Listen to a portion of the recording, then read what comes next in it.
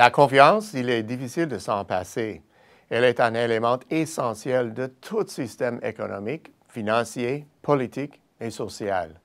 Quand elle est présente, son action est discrète, presque imperceptible, à tel point qu'on la tient généralement pour acquise. Lorsque la confiance est contrariée, on s'en rend compte sur le champ, car cette situation annonce invariablement des difficultés économiques. Ces temps-ci, les médias nous parlent beaucoup de ralentissement de la croissance et d'incertitude politique. Mais au fait, que nous disent les indicateurs de la confiance? Dans une certaine mesure, ça dépend à qui vous posez la question. Les consommateurs ont parfois un point de vue bien différent de celui des entreprises. Les consommateurs se préoccupent surtout du contexte actuel. Ils sont de belle humeur et dépensent. À leurs yeux, la croissance de l'emploi est dynamique, les salaires progressent à un rythme respectable et aucun nuage ne se profile dans un avenir immédiat. Les entreprises ont une perspective à plus long terme.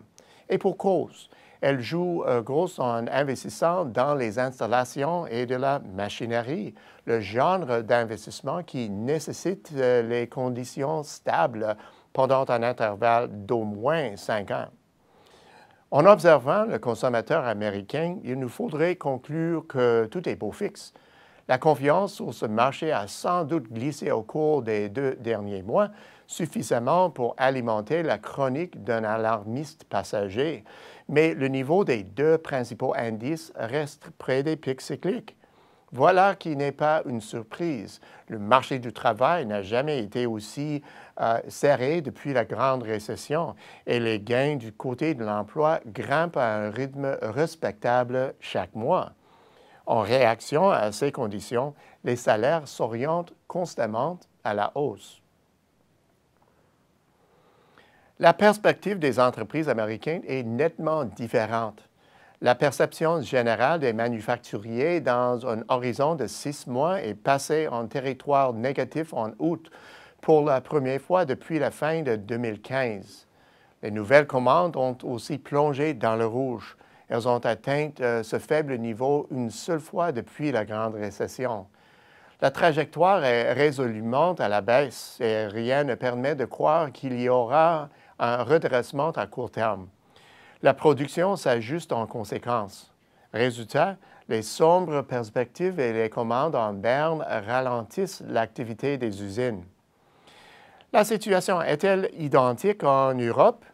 Sur le vieux continent, l'évolution de la confiance des consommateurs n'est pas la même qu'aux États-Unis. En effet, la confiance du consommateur européen s'est sensiblement émoussée en 2018. Depuis, elle s'est un peu raffermie avec en toile de fond une diminution soutenue du taux de chômage dans les 19 pays de l'Union européenne, un taux qui s'établit au creux cyclique de 7,4 %. La conjoncture est peut-être favorable, mais les Européennes entrevoient l'avenir différemment. Il est possible qu'ils connaissent mieux le tableau général de la croissance sur leur marché ou encore qu'ils soient plus près de leurs entreprises. L'Europe réunit des économies fortement axées sur le commerce. On peut donc lui pardonner d'être plus sensible aux fluctuations extérieures. Naturellement, lorsque des locomotives comme l'Allemagne ralentissent la cadence, les nouvelles économiques ne sont pas excellentes, ce que confirme l'indice de la confiance commerciale. Depuis le début de 2018, il semble en chute libre. Par ailleurs, la confiance industrielle est à son plus bas niveau depuis 2012. Les commandes générales et les commandes à l'exportation se comportent d'une manière très semblable. Le secteur des services, d'ordinaire plus résilient, emprunte aussi une trajectoire descendante. Le secteur de la construction est plus optimiste, mais il est généralement plus lent à réagir puisque bon nombre de projets s'accompagnent de longs délais d'exécution. En dépit de la morosité des consommateurs, les détaillants européens ont un point de vue plus positif, ce qui est un peu surprenant. Ici au Canada, notre perspective colle davantage à la perspective américaine qu'à la perspective européenne. L'optimisme des consommateurs contraste avec la nervosité des entreprises.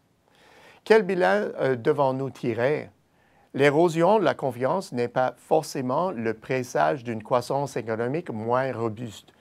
Les entreprises sondées citent dans des tours des tensions mondiales comme un important facteur responsable de leur humeur maussade, et ce facteur figure aussi parmi les préoccupations des consommateurs. Ce constat nous révèle encore une fois ce qui pourrait être accompli par une résolution rapide de l'impasse dans les grands dossiers commerciaux de la planète et nous rappelle que le ralentissement actuel n'est nullement une fatalité. Au bout du compte, même si la confiance semble vaciller par moments, une grande partie des consommateurs parmi les mieux nantis de la planète demeurent optimistes. Ils pourraient bien à leur tour grossir les rangs des pessimistes, mais pour l'heure, ils continueront sans doute à dépenser comme à l'habitude. Pour leur part, les entreprises voient le ciel s'assombrir et il est probable qu'elles ne délient pas les cordons de leur bourse.